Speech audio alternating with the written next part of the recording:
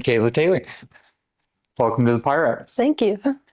So you work at ACE. Yes. Are you ATP rated? I'm not. I'm just SIC right now. Oh, okay. So you're, what are your current ratings, qualifications? So right now I have my commercial instrument multi-engine ratings, just kind of lacking that ATP. I also have my CFI and CFII. Nice. And give me just a second. Let me check something right here. Perfect. Okay. So you instructed before coming up here? Yep, for a little bit in North Dakota. I did a lot of transition training for the flight team that I was a part of there, and transitioning people from the Piper Archer aircraft that most of the training's done in to a Cessna 150, which uses a little more control input and a little more rudder. Nice. So most of the training's done in the Archer, and then what people are just time building in the 150? Kind of. It does function as time building, but people are practicing for some of the flight team events. We do precision landings and also navigation event, where the one in the 150, you have no GPS, no VORs. All you're using is pilotage and dead reckoning. That's awesome. Yeah. So Joe, your husband, who's been on the podcast, has told me a little bit about the competitions you guys did together. And first of all, is that how you guys met in the team? Yep, that is how we met. So teammates first, now lifetime partners. Perfect. So what were the competitions like? Tell me more about those. They were kind of like a big compilation of everything aviation related. There wasn't just those flying events. There were also ground events where we would do flight planning, advanced like E6B things that now we have calculators that do most of it for us, but they kind of still kept you back to the roots. Yeah. A lot of the times we would describe it as a track meet with all these different events, but all aviation related. Nice. It was really neat to see all the other flight schools around the country and kind of see like how they did things and like meet new people. And I had no idea it even existed before I joined the team at my flight school, but it was really neat to see everyone else come together. And our coaches were always telling us later in the industry, you'll be flying with someone, someone will mention the flight team. It's like, oh, I was on that at my school. And it kind of just gives you all something to talk about and kind of a bond of like knowing what it was like to compete in the organization and things like that. So you had flight schools from around the country come and compete? Yes. So, that's pretty rad. Yeah, it was really cool. So everyone from like Embry-Riddle's and Daytona and Prescott to like the United States Air Force Academy would come compete. Oh, no way. That's wild. So who put up the best fight? Well, I would say in a normal year, Embry-Riddle and UND were typically at the top. Southern Illinois did very well. The last year I was there as well, but nice. And so what competitions did you participate in and enjoy most? So my events I competed in, my last year I did the precision landings, power offs and power ons. So like power on would just be a typical short field landing. And navigation, I did do that traditional navigation just by pilotage and dead reckoning. That was a really fun event, probably one of my favorites. Nice. And then I did the competitive E6B as well as flight planning, where you get your sectional POH charts and you calculate time fuel of what you need. And that's a timed event, right? Yep. So you have, what, an hour to... Yes. So we call them ground tests. So you have, for the flight planning one, it's like a big scenario of like, you're going on this trip, there's 3 legs, these are the airports. They'll ask you regulation questions, what certain things mean in the METAR or the AFD, questions like that, as well as like how much time did it take, how much fuel did you need, did you meet your reserve requirements, things of that nature. And so on those, you're navigating with VORs or navigating with pilotage and dead reckoning? So that one is just a scenario from anywhere around the country. So it might not even be where we're at. Like it might be Alaska or Hawaii or something like that. But for the actual navigation event in the plane, it would be just around the area. Oh, okay. So it mostly depends on the test. They might say you go to a VOR or you just go direct. Oh, gotcha. And so then it's just like questions of what's the airspace that you're in? What do you have to avoid? Exactly. What's applicable here? Does the weather work? Exactly. Yep. Etc. That's pretty awesome. And you also did the power off landing or the precision landings. What was that like?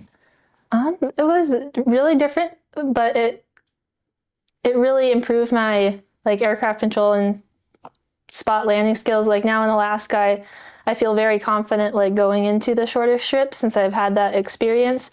But one of the biggest differences, and sometimes I catch myself doing it, is it's a standardized pattern. So there are different rules you have to follow and keep in mind, otherwise you'll get penalty points. So one of them is like for the power on landings or a short field landing, once you pass a beam your aiming point, you pull, a certain amount of power to start your descent, but you can't put power back in without incurring a penalty. So sometimes I'll like catch myself doing that and then be like, oh, I can add power. Yeah. And obviously you would still add power in competition if necessary for a safe landing, because the penalty for judges seeing an unsafe landing is going to be way higher than just adding that power in. Gotcha. Yeah.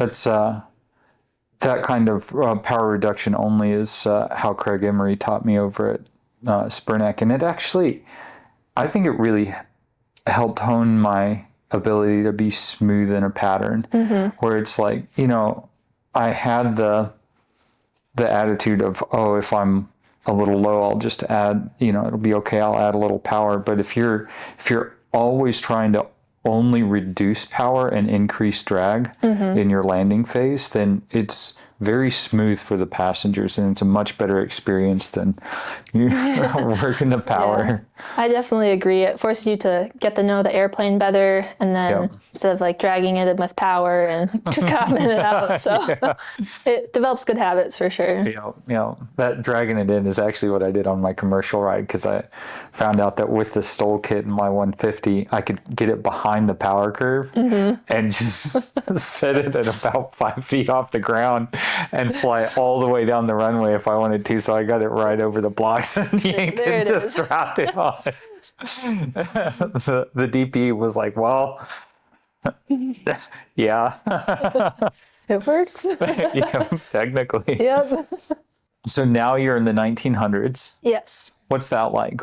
Oh, it was a big transition. My last semester at UND, I was primarily flying the Cessna 150, and I didn't flow a multi-engine in like probably a year and a half, 2 years. So it was kind of a bit of a curve getting back into that. But the training from way back when just did kind of, come back like riding a bike, as they kind of say.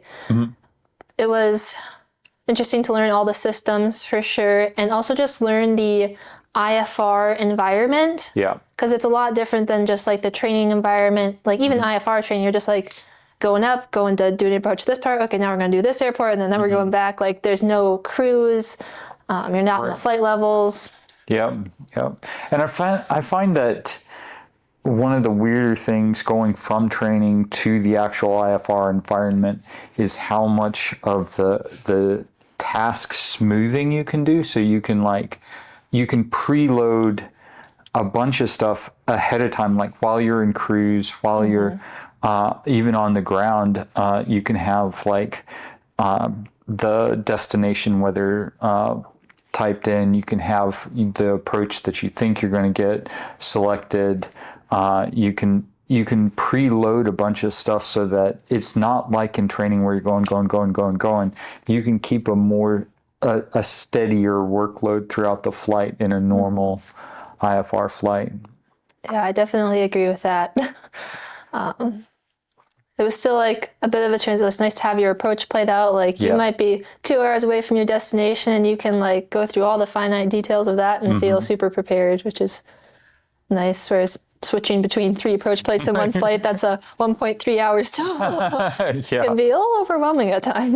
Yeah, it can be. Fortunately, that's, if you can pass an IFR check right, then you're pretty well prepared for actual IFR flight, which is pretty fun. So you went from flying a lot of VFR, right, in the 150, Yes. to getting thrown into, you're on an IFR flight plan all the time, essentially. You guys do a couple of short hops VFR? Yeah, occasionally if the weather's real good, we'll do that, and if it's like short legs. But for the most part, we stay in the IFR system. Typically, we're cruising at that 20,000 to 23,000 feet. Nice. So in the flight levels anyways. Nice. So what has been some of the bigger differences just being on that regimented system as opposed to just flying around VFR? I would say one of the biggest changes is actually like the crew environment. Going from like doing a bunch of PIC hours, and even just being a student with an instructor is a lot different than being an SIC to a captain, I would say. It was definitely an adjustment getting used to the call outs, and even just how some captains, like everyone has like things they do slightly differently, and ACE has around 35, 40 captains, and a lot of times I'm switching a captain every single day. So it's not like I have a 4-day trip like in the airlines with the same person. So you're getting used to those nuances and the subtle differences between the captains and how they like to run their ship. Yeah, and how they like, what radio calls they like to be done. And some people prefer a lot more, some people prefer less. So, and in Alaska, a lot of times, like, you can do less because the airspace is just so big, and like there's not a lot of people around sometimes. And definitely when we're in busy environments, like every captain understands that we have to communicate more, but when you're the only airplane going into an airport, some people have different preferences. And to kind of streamline the process and announce your position and your intentions, and you can kind of consolidate a couple of the calls and be able to focus on more of the tasks at hand. But yeah, it's weird because in Alaska, you have, I read somewhere, and don't quote me on this, but I think it's like 95% of the GA traffic in America is in Alaska. And it's like the Anchorage Bowl is overwhelmingly busy. It's wild. Like getting in and out, I can't imagine doing primary flight training in Merrill Field, because just like getting out of the airspace is bonkers. Even as somebody, like I've spent most of my almost all my professional flight time in Merrill now.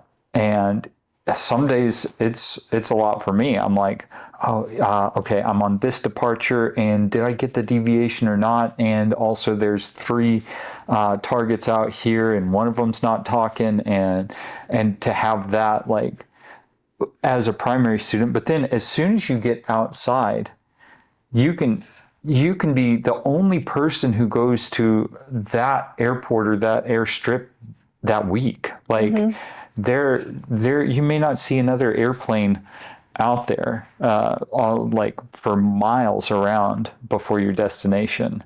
So it's a wild juxtaposition, and it's just the size of the state and the concentration in Anchorage. Absolutely. Do you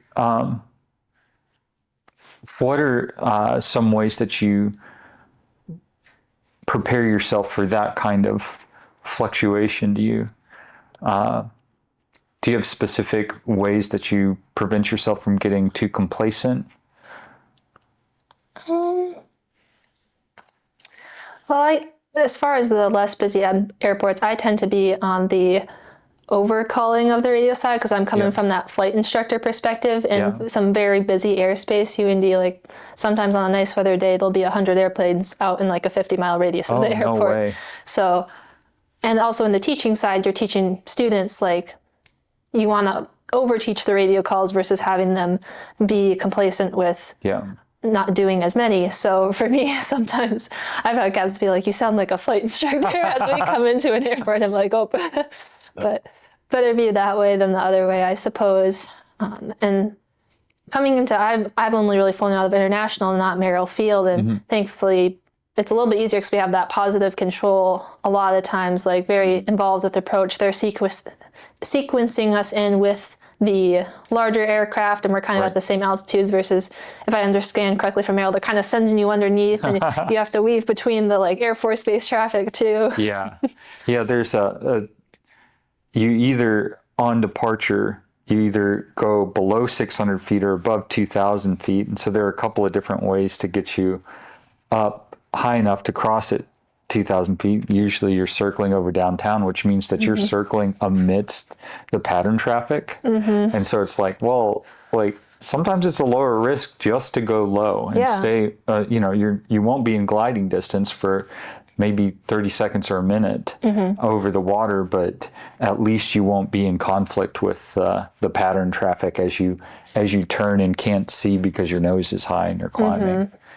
So yeah, it's definitely a little bit different because Merrill is primarily a VFR airport, and so all the procedures are VFR, and it's a training airport as well.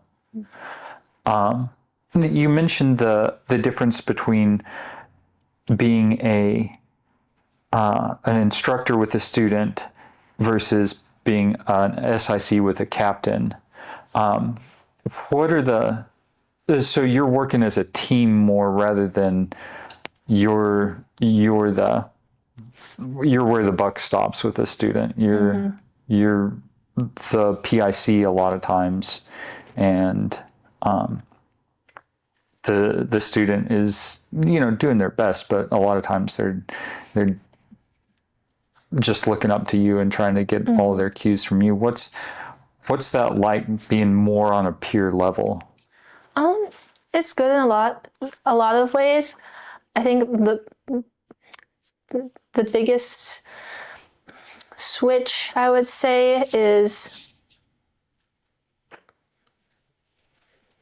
kind of transitioning to that role in like where the mission is the focus instead of like the student and the student outcomes, I guess. Oh yeah. And sometimes, like, again, flying with lots of different people, lots of different preferences. Sometimes it's easy to like beat up on yourself when like a captain might say this, or you should do it like this or that. And they all really come from good places, but you still have to like retain the confidence in like I am a good pilot. I am rated for this, like not letting it get you down. And that might just be kind of a personal thing for me to get through all that. But going through the training and just feeling like the pressure of like, am I going to make this? Like, it's not just a failed check ride. Like, this is a job. And there's a lot of pressure there. And even just they do a company COE. It's not as official as like an airline COE or IOE, but you have like 80 to 100 hours of flying with standards captains, and like they kind of give you like a review every time.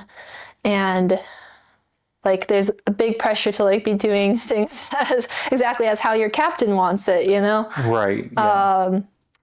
And just like doing the best that you can. And all the captains like are good at ace. They're good at their jobs and keeping the airplane safe. But sometimes it was just a bit of a challenge to figure out how I fit into the picture, I guess, as an SIC, while maintaining the confidence of that, like I do contribute, like what I have to say is important. Right. And thankfully, I think it's a lot better now than it was like maybe 30 years ago in the CRM environment, where it was really hard for like FOs to speak up. And sometimes you can still feel that way, but you kind of gotta just push through that, and you might get a kind of negative reaction sometimes, but that's okay if like your intention was for the mission or the safety of flight. So yeah, I think you're touching on a really important subject there, which is the power distance. It's like how far apart you guys are in experience and authority. And there absolutely should be some power distance between captain and FO. It shouldn't be a peer relationship, but the farther apart the power distance, the less likely an FO is to contribute to CRM and to contribute critical thought to the captain. I remember one time I was really blessed to have my flight instructor, a retired F4 pilot, just doing it for fun. Like this guy, he owned 3 different airplanes himself, and I didn't realize going in that that's not the case most of the time. Like most instructors are pretty young and they don't have a whole lot of real world experience, and so I was super lucky to have him, but there was a greater power distance there. And so I remember this one time, it was a busier time, and he pulled out onto the runway without a clearance, and I saw it happening, and I was like, if this was wrong, he would catch it. What I'm thinking is wrong. And right then the controller called him out, and nothing came of it. There was nothing unsafe, but that's when I was like, oh, okay, like he's super experienced, but I should still speak up if I have a question. Like I could be embarrassed. He could be like, oh, you didn't hear that radio call 2 seconds ago? And I'd be like, oh, okay, maybe I should listen better. But that power distance is not an excuse to be quiet.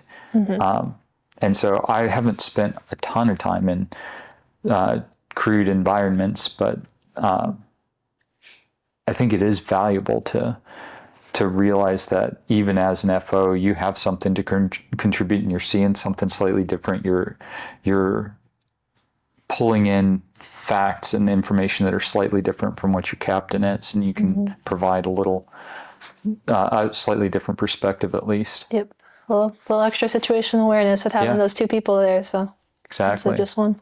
Especially like when you're looking for VFR traffic or looking for the runway when it's pretty low. I'm actually just flying with Joe the other day. It's pretty low, and he was down, and I had my head up like to the runway.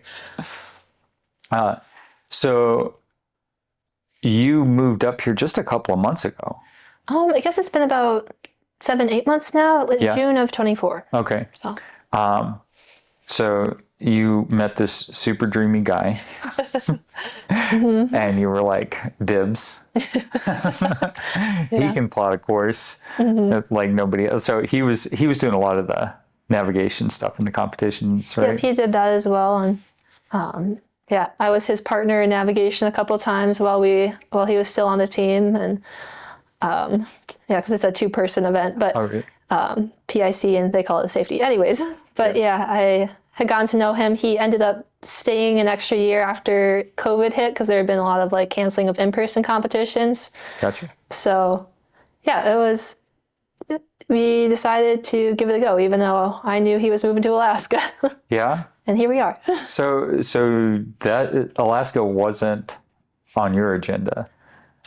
Not necessarily. It wasn't yet, I guess I would say. I didn't have a whole lot of direct career aspirations. I wasn't wanting to like go to Delta like as fast as possible, get in their career pathway program and like go to their direct regional or something like that. I was just so excited. I'm like, I just want to get paid to fly at this point. Like, if you're paying me. And I think it's the farther you get along in your career as a pilot, you're like, want a little bit more than just pay your flight time. $10 an hour or whatever. But anyways, I was just very excited to get paid. I enjoy hiking and being outdoors. So the idea of like maybe going to Alaska, the more I kind of heard about lots of GA jobs up there, lots of low time jobs. And then I knew Joe, who already had plans, had the job offer, was planning to go up the summer right after we finished our last flight team competition, or his last flight team competition. And I was like, yeah, that sounds like all right. Like let's give it a go, because like I'm okay with like that being the future. Like I would be interested in that, if that makes sense. Because I think a lot of times in relationships, you've got to like look out farther and say, hey, like our end goal is going to match. Is this even going to work? So, but they did match, and I'm really happy I came to Alaska. I'm really glad I got to have all this experience. And Ace Air Cargo is maybe one of the less bush flyers in Alaska, you could say, but still I'm hand flying a steam gauge aircraft half the time it's glass, because they have a split fleet, but makes you feel like a pilot. Not just an automation manager. So what are your aspirations now? What do you're talking about, like, as a couple, you need at least converging paths, if not similar paths, and at that least might just not be destination related. Not necessarily has to be career related, but right. So what are your aspirations now? You're planning on staying at ace for the foreseeable future? Are you looking to go in the airlines, or you want to do some real flying like Joe does? I would say definitely like I'm kind of on like the short term looking ahead. So like right now my goal is to be captain at ace. Like that's kind of like the next goal, and I don't have a whole lot planned beyond that. We have all these 747s in Anchorage, so sometimes like, oh, it might be cool to do that one day and like fly internationally, but that also kind of has its challenges of like you might do 1 or 2 takeoff landings a month. Right. Yeah. And also just like the international air traffic control and the language barrier, and just even like when you're on the airport. And then granted, like I think airlines definitely have a bigger support system for figuring out like, hey, we have a maintenance issue. Who do we need to call to tell we're gonna be at the gate longer and stuff like that. There's more of a support crew versus if we're out at an airport in Alaska, like we're just calling around, okay, what's the fuel guy's number? That's like on the pilots. And we do have a very supportive dispatch crew as well, but nice. So kind of thinking about that and kind of see what Joe ends up doing as well, because ideally we'd still, see a lot of each other and be on relatively the same schedule. So Would you guys, do you think you guys would ever work good as a 2-pilot crew? I think we would do fine. Joe actually was ahead of me in college, and he was a flight instructor for the school before I was, and he actually did some of my training flights before we were even dating. So oh yeah, he's good to fly with. And I kind of mentioned a couple of times, he actually was one of the people who primarily taught me to fly the 150. He did that transition training for me when I started getting into that. Nice. So I think we'd be all right. I've been his unofficial co-pilot a lot. Yeah, flying with over at Reeves. Yep. So I'll go along with Reeve, help him load, unload. Nice. If he needs someone to like turn the breather valve off, I know what that is. Perfect. Things like that. Or last summer I worked at a lodge, and the same lodge that's associated with like Clark Air, and sometimes if I had the day off, he would just pick me up on his run and be unload. And You worked out at the farm? Yeah. I didn't realize that. What was that like? It was fun. It was kind of a big decision, because this is before Joe and I were engaged, or like, we hadn't made the forever plans. We were still dating, but a way to see more of each other that summer. And instead of taking a flying job, since I had like my commercial pilot's license, I decided to work out there. And I did most grounds and flight crew type of things. It was really fun to work with the seaplanes. They'd come into the bay and we'd catch them. So they'd come to a store, we'd push them and then flip them around and pull them up on the beach. And fueling was another big part of it. And, it's certainly an interesting experience fueling a beaver tip tank in 4 feet of water on a 10-foot ladder. So, it was a fun time, beautiful area. And we would say he would sometimes kidnap me. And I'd be like, I'd get a text and be like, hey, I'm coming through Port Ellsworth. Are you off today? And I'd be like, yep. And he's like, I've got an open seat. That's awesome. So, I didn't realize you guys had done that. That's really sweet.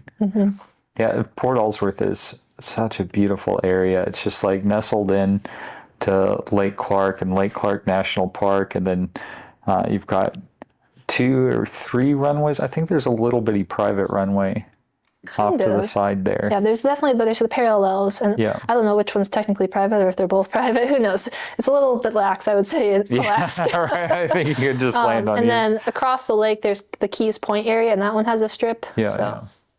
And then you've got the waterfalls and all the beautiful blue lake right there. The little bit of time that I've actually spent in Port Ellsworth has been really beautiful. Would you guys consider living out that direction? Yeah, I think so. Joe he lived there the very beginning of his career at Lake Clark area. He lived out there for a couple months, and then they eventually shifted him to being Anchorage based. But he will sometimes say like, oh man, I miss living out there. It's just so quiet and peaceful. So yeah, you don't have all the hustle and bustle. Yeah, I might have to secure a job at Lake Clark area though if he decides to do that. I'm not sure how commuting for Ace would work very well with that though. Guys, can you pick me up? Yeah, especially you work several times a week. And so what about your own plane? Have you two considered? Yes, that's kind of the dream for sure. Yeah. Joe might have mentioned this, but we'll joke like house, airplane. Well, you can fly an airplane but you can't fly a house. Or you can live in an airplane, but you can't fly a house. Yep. So, Yeah. Oh, yeah. yeah.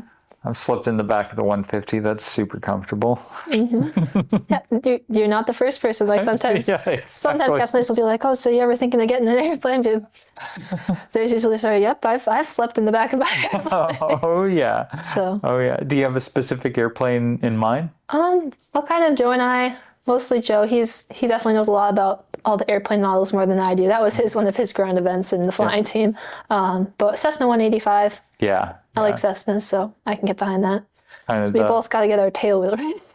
Oh, yeah. Sometime we were both in Alaska without tail wheel. I know. I don't know how Joe's gotten this far, quite frankly. It is quite funny. We need to talk to that man. So you've been flying into some of the more remote areas in Alaska, off the road system, and you fly into Kodiak, which is in and of itself a pretty exciting trip. It's interesting for sure, yeah. Have you had any really eye-opening experiences? I would say not yet, honestly. The way the schedule's been, I've gotten extremely lucky in some ways to often have good weather days when I fly, and also the flying has been kind of thin a little bit. I would say, thankfully, like we have reserve days and we do get paid even if we don't fly, but from the time I was like signed off to like now, I've really only flown like 2 days a week usually. Oh, really? This month has actually been pretty good. I've been in the 3-4 days a week, but Nice. so I haven't had any severe icing encounters yet, thankfully, or things of that nature. I'd say some of the more interesting things would be going into Dutch Harbor. Oh, yeah. With when the winds get interesting, because it's kind of just a bunch of like island mountains. Like there's not much flat space No. at all. Yeah, and you've got the approach goes in one direction.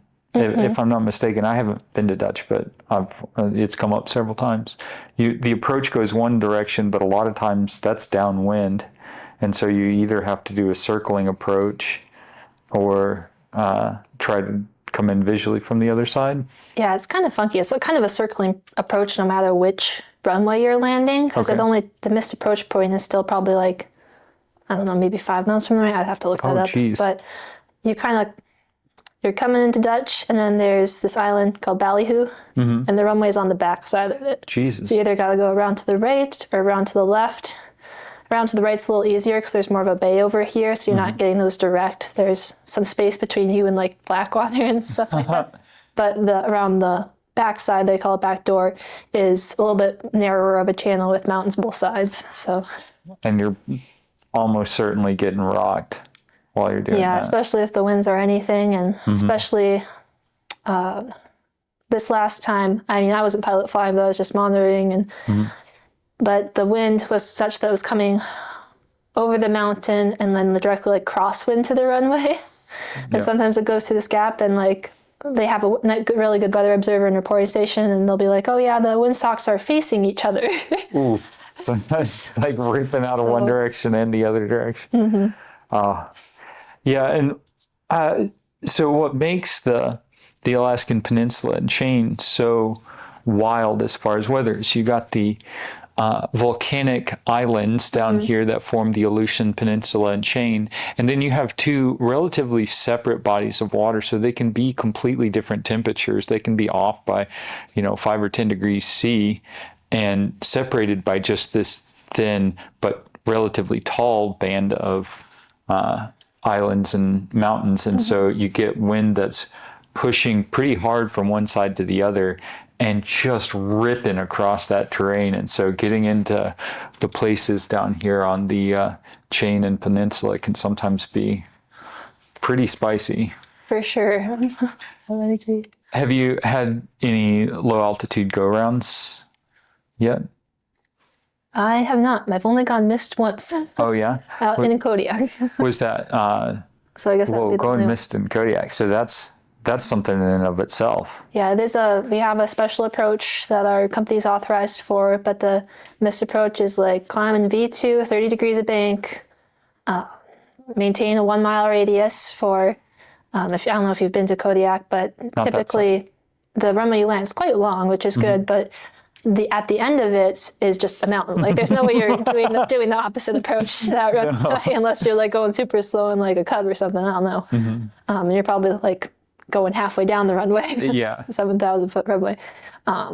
So yeah, that one's a tight one. But like when you're IMC, it's like you can't see it anyway. But you do still feel like that the urgency and like this is important to like be getting to like get that power up, do what you need to do, get the approach sequenced, and it's not, you don't have the wiggle room that you do like out in the Midwest or, you know, I did a lot of flying in North Carolina, and if you go missed in North Carolina or South Carolina, it's like, if you're not in the mountains, you know, like make your gradient, but it's, you know, climb straight ahead for until you hit 3,000 feet. And it's like, you know, the consequences aren't the same. But going missed out of Kodiak, it's got to be quite the experience in IMC. Yeah, and like I said, I've been lucky enough to have good weather that I've only had to do it the one time. Yeah. So eventually, I'm sure that will increase. I've flown with a captain who said he had yet to have to do a missed approach. So it just kind of depends on like what weather you get and what routes you get. And he hadn't been there super long days, maybe a little less than a year. But Gotcha. Is there anywhere in Alaska that you specifically want to see still? Ooh, that's a good question. Maybe go out to Nome. Yeah. I was lucky enough to get to go up to Barrow a few weeks ago. Oh, yeah. For a charter that Ace got. Nice. For a festival that all the villages, getting everyone to Barrow and then taking them back home at the end of the week. Nice. It'd be fun to fly there in a little bit better weather. It was kind of low that day, but yeah. I'd say I've gotten around pretty good. Nice. Have you done any in the Southeast? Lots of Ketchikan and Sitka. That's so gorgeous in there. And it's always like warm and lush and sometimes it's raining sideways, but yeah. But yeah, it's really beautiful. And I've been flying there a lot at night, but as the days get longer, I get to pop out in the daylight now. I'm like, man, I forget how beautiful this is. It really is. The only time Aubrey and I have spent down in Juneau and Sitka, it was raining cats and dogs, but I was still like blown away by how pretty it was even with the low ceilings and terrible weather. Like I had to buy a new rain jacket there because the 2 rain jackets I bought got soaked through, and I was still like, oh man, this is gorgeous. Yeah, for sure. Like it rains a bunch, but a lot of times it's warmer than Anchorage sometimes, and then don't have to worry about icing on the ground and needing to like de-ice, before you leave. So that's nice. It does get that's another place where the winds can get wind shear and good bumps, good updrafts and downdrafts. So I've done a little bit more flying down there because Dutch typically, especially if it's challenging, the captains will take that leg. But I've started to kind of cut my teeth on the Ketchikans when they got all the air meds for wind shear and all that. Nice. Some good experience right there. Good learning experiences for sure. Mikayla Taylor, thanks for coming on the Pirate. Thanks for having me. Of course.